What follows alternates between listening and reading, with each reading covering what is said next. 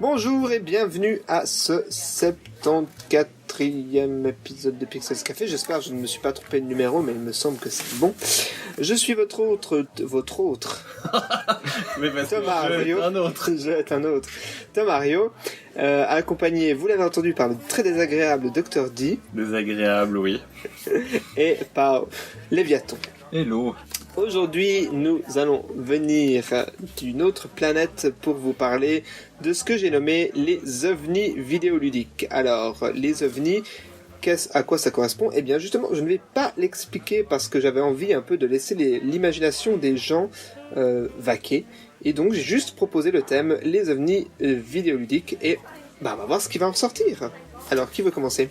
Alors, je vais commencer. Pour moi, je vais déjà faire un petit résumé de ce que je considère comme un ovni. Pour moi, c'est un truc assez bizarre. C'est quelque chose qu'on voit pas souvent. Ça arrive sur notre planète et ça nous dit bonjour, puis ensuite ça repart. Puis on se dit, ah ouais, quand même. Donc pour moi, mon premier ovni vidéoludique, ça a été Chibi Robo. L'ovni qui n'est pas venu chez moi, mais c'est moi qui ai dû aller le chercher, qui raconte en fait l'histoire d'un petit robot programmé par une espèce de grande firme qui arrive dans une famille tout à fait normale, ou presque, vu que notre première tâche principale va être d'abord de nettoyer la maison. Comment vous vous dites que c'est fun ? Moi je sais pas, mais en tout cas j'ai trouvé ça très fun. Maintenant je passe aspirateur tous les jours à la maison. Et du coup en fait la petite particularité, c'est son monde énorme. Vu qu'on est tout petit, on va pouvoir explorer presque toute la maison de cette famille et on va y découvrir ses sombres secrets au fur et à mesure que l'on débloque les salles de cette petite maison japonaise. Chibi Robot sur quelle plateforme Sur Nintendo GameCube. Ok. Je tiens aussi à préciser qu'il y a une suite sur Nintendo DS, mais qui est largement différente car on s'occupe d'un énorme jardin. Sur DS ou sur 3DS ? Sur DS. Parce que sur 3DS, c'est OCU, un Chibi Robot, mince, j'ai oublié le titre. Oui, c'est une sorte de petite application, mais je n'ai pas vraiment entendu grandement parler. Ok. Elle est très très moins connue. Ok. Super. Ah, et le platformer, mais on préfère pas en parler. D'accord. Alors, moi quand on m'a parlé d'OVNI, très spontanément je n'ai pensé qu'à des jeux qui ont été développés sur les consoles de la firme qui supporte les OVNI. Il faut être assez honnête, il y a des consoles qui sont favorables à une certaine créativité au point que ça en devient délirant, et il y a des consoles qui sont plutôt destinées à accueillir des jeux vachement plus rodés, voire totalement mainstream, voire ennuyeux, n'en déplaise aux amateurs de consoles Sony ou Microsoft, même si j'en ai chez moi. En l'occurrence, je veux parler de Nintendo parce que, très honnêtement, tout ce que j'ai trouvé, ça vient ou de jeux ou de consoles Nintendo, ou alors, dernier cas de figure, ça a été développé sur des consoles où il y avait les pouces levés de Nintendo pour faire un truc complètement délirant. Et en matière d'OVNI, déjà au niveau des consoles, Nintendo a toujours voulu jouer les précurseurs, avec des choses qui ont pas toujours réussi, par exemple le Virtual Boy, mais il y a cet effort de chercher les ovnis. Et moi, le tout premier ovni parmi les ovnis auxquels j'ai pensé, c'est Rob. Alors je sais pas si vous voyez qui est Rob en dehors... R-O-B. Exactement. En dehors de l'univers de Super Smash Bros, c'est un petit robot qui en fait pouvait être vendu avec la Nintendo pour avoir quelqu'un qui interagissait avec le joueur comme deuxième joueur. Alors, le premier délire de Nintendo, ça a été d'imaginer, pour une console qui était quand même destinée à avoir 2 personnes à la maison, que vous n'auriez pas toujours 2 personnes à la maison, et si vous aviez pas d'amis, Nintendo vous en vendait un. Ce qui, à mon sens, est le premier ovni de l'histoire. Mais c'est pas plus étonnant que ça quand tu sais qu'au Japon, tu peux aussi t'acheter des robots à des dessins bien plus intimes, mais Dieu sait que c'est glauque. C'est un tout autre type d'amis. Ouais, mais c'est pas des amis beaux. Bref, ce serait plutôt des amis belles. Voilà, on racle le fond de... Alors vraiment. Vraiment. Toujours est-il que, concept très étrange que de s'acheter des amis chez Nintendo. Moi, pour mon premier ovni, j'aurais voulu parler d'un jeu que j'ai déjà parlé. Du coup, je vais quand même m'y attendre juste Tu l'as pour parlé. embêter. J'ai parlé de jeu. Ce jeu s'appelle Tout nouveau, tout beau, Tingle, voilà vie en rose à Rubyland. Et je sais que j'en ai déjà parlé 2 fois. Ouais, Et je parce sais que que- ça a fait chier des personnes 2 fois. Parce que honte, les monteurs, ils t'auraient confirmé que t'en avais parlé. Je crois bien qu'on en avait fait, Une petite blague la dernière fois. toute une blague dans l'épisode 20. C'est bien pour ça que je le mentionne encore une fois. Bref, c'est un jeu, je vais quand même m'y attarder parce que pour moi c'est The OVNI.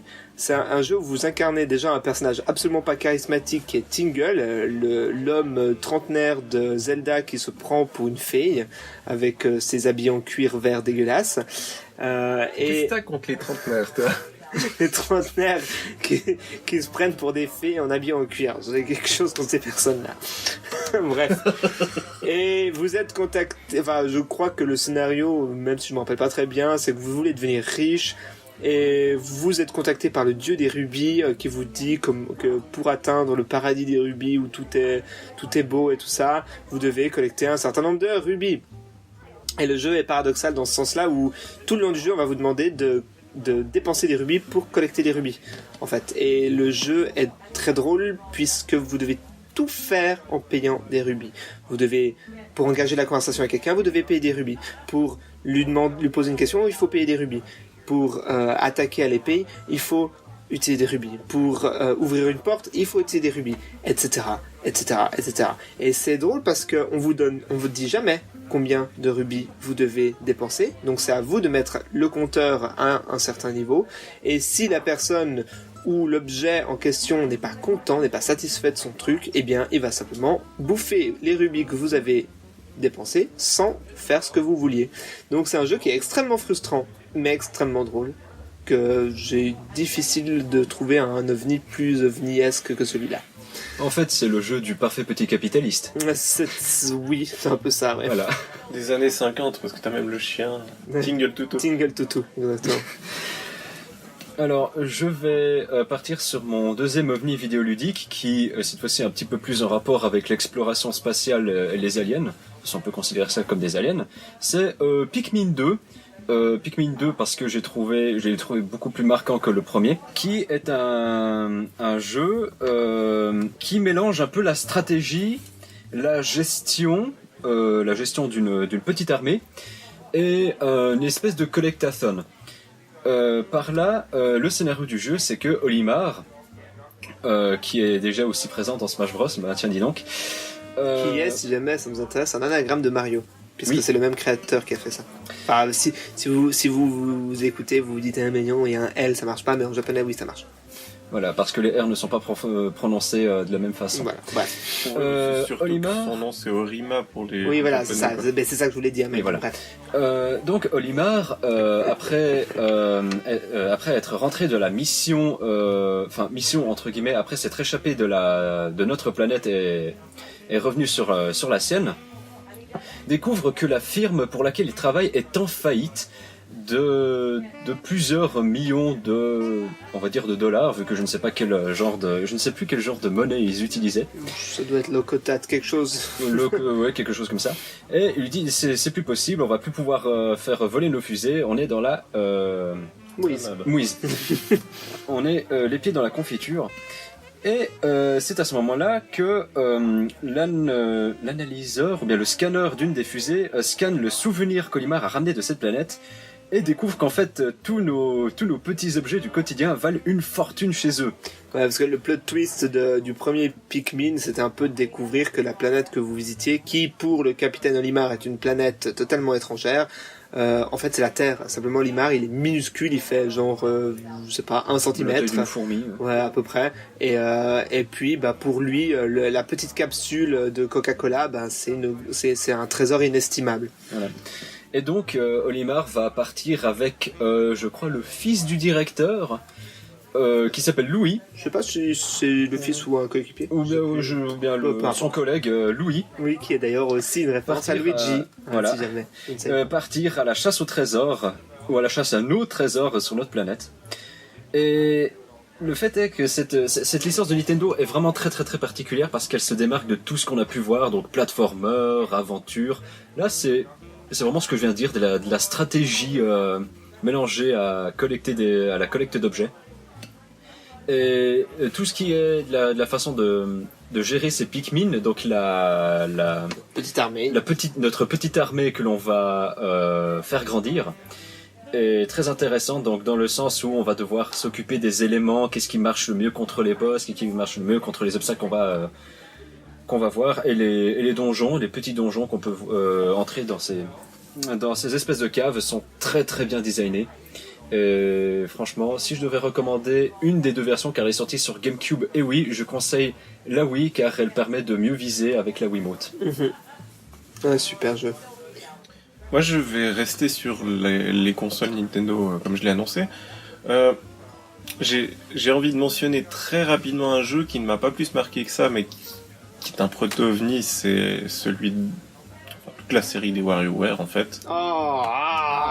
Parce que coupe l'herbe sur le pied, monsieur. C'était juste pour le plaisir, parce que je suis sûr que Mario va en parler. Mais en réalité, moi, je vais parler de choses beaucoup plus oubliées, je pense. J'ai déjà parlé un petit peu du jeu Blast Corp, où on joue une équipe de démolition qui doit d'urgence frayer un chemin pour un camion truffé de matériaux nucléaires prêts à exploser. Le camion ne peut pas s'arrêter, donc on doit tout démolir sur le passage du camion pour veiller à ce qu'il n'y ait pas de choc et d'explosion. C'est un jeu complètement atypique. Il n'y a pas eu de suite. Je crois pas qu'il ait mal marché, mais en fait l'absence de suite est aussi due, je pense, aux grosses missions confiées à Rareware puis à son rachat. Et dans la même logique de ces jeux complètement perchés qui nous étaient annoncés un peu avant la sortie de la Nintendo 64, il y en a un autre qui avait beaucoup marqué en termes d'annonce, qui s'était avéré un peu compliqué et pas toujours très jouable, mais assez fun et quand même vachement original. C'était le jeu Silicon Valley, où on gérait une espèce de petite station dans laquelle il y avait toute une série d'animaux qui étaient en fait des animaux robots, et pour une raison qui ne me revient pas, la station était complètement hors de contrôle, et en fait on incarnait un robot qui pouvait simplement s'éjecter de son corps pour reprendre possession des différents animaux, et devait interagir pour réaliser plein de missions tout à fait dans la veine de ce qu'on trouvait à cette époque dans les jeux 3D. Alors, c'est pas aussi bien ficelé qu'un Mario ou qu'un Banjo-Kazooie, mais franchement, il mérite qu'on s'en souvienne pour le côté assez créatif, qui aurait pu être amélioré et donner une suite ou une version un peu différente qui aurait été facilement plus performante, ne serait-ce que parce qu'on était plus tard dans l'histoire de la console. Du coup, je vais parler de WarioWare. Bah oui. Je pensais parler du premier épisode qui est sorti sur Game Boy Advance, qui s'appelle WarioWare Inc. Je crois. Oui, Mini. Non, il y a un sous-titre. Genre mini-games, je sais pas quoi, enfin bref. Quelque chose comme ça, ouais. Bref, peu importe. Pourquoi c'est un ovni pour moi? Parce que déjà, il est situé dans l'univers de Mario, mais il emprunte vraiment absolument rien de l'esthétique de Mario, si ce n'est le personnage de Wario, du coup, qui tout de même a été redesigné au niveau de son look par des habits totalement différents de ce qu'il a l'habitude de mettre. Et puis surtout parce que le gameplay est intéressant dans le sens où on vous annonce dès le début, ça sera des micro-jeux, pas des mini-jeux, mais des micro-jeux qui vont s'enchaîner, qui vont faire pas plus que 5 ou 10 secondes, exactement, je sais plus, je crois que ça varie selon les jeux. Et surtout, on vous dit qu'il y a 2 boutons, les directions et puis le bouton A. Il n'y a rien d'autre dans le jeu, donc c'est vraiment simple. Mais il faut réussir à être réactif. C'est-à-dire que vous allez commencer un mini-jeu, vous avez une petite phrase ou un petit mot qui vous dit ce qu'il faut faire, et vous devez deviner en regardant, en moins de 10 secondes, en regardant l'écran, on dit « Ah là, qu'est-ce qu'il faut faire ?» Je dois appuyer sur le bouton A pour renifler ma morve, par exemple. Et oui, ça c'est un mini-jeu, enfin un micro-jeu qui apparaît dans le jeu. Donc le jeu est complètement décalé par ces personnages qui sont tous aussi absurdes les uns que les autres, par son scénario qui met en avant un Wario toujours aussi avare, qui veut gagner le plus d'argent en créant des jeux vidéo. Et du coup, par ces micro-jeux qui ont non seulement tous des thèmes très bizarres, mais en plus qui ont une esthétique à chaque fois différente. Vous avez des jeux qui sont faits avec de la pseudo 3D, d'autres qui sont faits carrément de la 3D, d'autres qui sont faits comme si c'était un draft d'un jeu vidéo, encore avec on voit les polygones dégueulasses comme si le jeu venait d'être lancé. Certains sont faits en dessin animé, certains sont faits en vieux pixel art, certains reprennent des vieux jeux de Nintendo. Bref, c'est du n'importe quoi, mais c'est tellement de fun et justement on peut citer quelques jeux par exemple où vous devez mettre votre doigt dans le nez, vous devez aider une femme qui est dessinée façon manga à aller en soirée parce qu'elle a le nez qui coule, alors vous devez renifler, etc. Il y a plein de jeux complètement débiles comme ça et qui sont extrêmement fun. Alors, je vais juste terminer par mon dernier petit ovni vidéoludique que très peu de personnes en ont entendu parler. C'est un platformer qui est sorti sur PS2 et GameCube et s'appelle Kokoto Platform Jumper. C'est... Alors, j'avais vu une fois dans un magasin, je crois que c'était... Ouais, dans un magasin, je me suis dit, ah bah tiens, ça a l'air sympa, je vais essayer. Et... Alors déjà, on peut parler de personnage qui n'a rien à voir avec tout ce que j'ai vu dans les jeux vidéo, c'est un petit diable. Et le jeu se veut un platformer en semi-2D, semi-3D, ou dans le sens que les plateformes sont plus ou moins circulaires et qu'il faut monter d'étage en étage jusqu'à la fin du niveau en utilisant certaines capacités. Je me souviens pas du tout de tout le jeu, mais en tout cas certaines bribes. Mais ce que je sais, c'est que j'ai passé un bon moment et surtout qu'il était quand même assez difficile. Et surtout qu'il a eu le droit à quelques suites ou quelques spin-off, dont un jeu de cartes, mais qui n'a pas vraiment marqué les esprits. Mais ce petit platformer sur PS2 et sur GameCube est quand même assez sympathique. Et je vous le recommande quand même de lui donner sa chance. Why not? Moi, je voulais quand même faire une remarque intéressante concernant les ovnis. J'ai mentionné le fait que Nintendo leur donnait les moyens d'atterrir, si j'ose dire, de se poser sur notre planète. Des fois, les moyens donnés sont à la limite du moralement discutable, pour pas dire qu'ils sont de l'autre côté de la limite. Parce qu'une des techniques qui a été régulièrement employée par Nintendo pour qu'un ovni ait des chances de se vendre, ça a été d'en faire un produit Nintendo, en ajoutant l'un ou l'autre des personnages phares d'une des grandes séries, que ce soit Kirby ou Mario ou Wario. ou Wario. Et une des séries, qui n'est pas une série proprement Nintendo, mais quand même exclusive Nintendo, qui en a usé et abusé, c'est Pokémon. Et il y a un ovni qui est vraiment un scandale. Parmi tous les jeux Pokémon qui ont pu être sortis, c'est Pokémon Channel. J'adorais ce jeu. Qui est un ovni dans le sens où qu'on vienne pas me dire que c'est un jeu. Non. C'est une espèce de truc de télévision. Le terrain de jeu est une chambre dans laquelle vous pouvez faire 2-3 petits trucs, dont regarder la télévision. Et c'est vrai que c'est assez ridicule, il faut bien l'admettre, mais je trouvais ce jeu en effet particulièrement fun. Et à la fin, on pouvait avoir un Jirachi. Et j'ai eu mon Jirachi.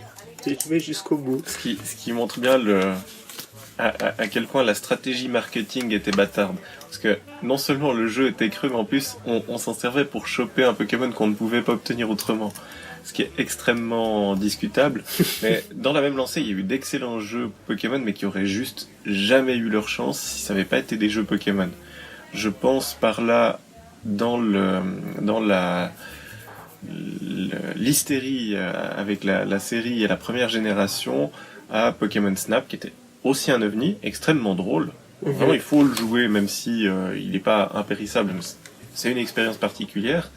Et Pokémon Puzzle League, que j'ai beaucoup aimé, qui là par contre est simplement une espèce de remake amélioré de Tetris Attacks, qui ne se serait tout simplement pas vendu si c'était pas du Pokémon et si on vous vendait pas des bouts de cinématiques avec les têtes des persos issus de la série. Et moi je vais parler de mon dernier ovni qui est pas un ovni en termes de gameplay ni de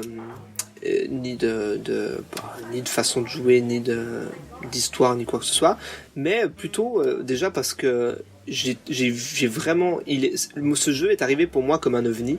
C'est-à-dire que j'avais des démos, des CD de démos sur la PlayStation 1 et l'un des jeux qui était dessus m'a pas du tout attiré l'œil. Je suis vraiment tombé par hasard dessus.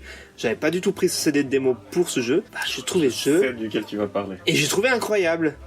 Et j'ai vraiment trouvé incroyable au point où j'ai demandé à ma mère d'écumer les magasins pour me trouver ce jeu. Ça n'a pas été facile, mais elle a réussi. Ce jeu s'appelle Tombi. C'est un très vieux jeu du coup de la PlayStation qui a eu droit à une seule suite aussi sur PlayStation, qui est un petit peu moins bien, faut l'admettre, qui met en avant un personnage complètement loufoque, une espèce d'enfant sauvage aux cheveux roses, qui a pour ennemi le roi cochon et ses sbires cochons. Alors c'est vraiment complètement décalé et c'est aussi pour ça que je trouve que c'est un ovni. Mais par contre, qu'est-ce que c'est un bon jeu? C'est vraiment un excellentissime jeu d'aventure que je conseille à tous et je n'ai jamais réussi à le finir et j'espère qu'un jour j'y arriverai. Fous de moi. Non, je jure, j'ai jamais réussi à le finir. Parce que Bon, j'ai pas essayé 1000 fois non plus, mais à l'époque j'avais pas réussi à le finir. bon, la particularité, c'est que c'est un platformer, mais qu'il y a aussi des éléments de RPG. Et effectivement, il faut vraiment y jouer parce qu'il est très très fun. Voilà, c'était le 74e épisode du Pixels Café. J'espère que ça vous aura plu et si vous voulez plus de choses sur Pixels, allez sur notre site www.pixels-association.ch et sur nos autres réseaux sociaux qu'on va pas forcément encore une fois énumérer, vous commencez à nous connaître. C'était Mario, accompagné de Léviathan et de Dr. D, et on vous dit à la prochaine. Ciao. À la prochaine.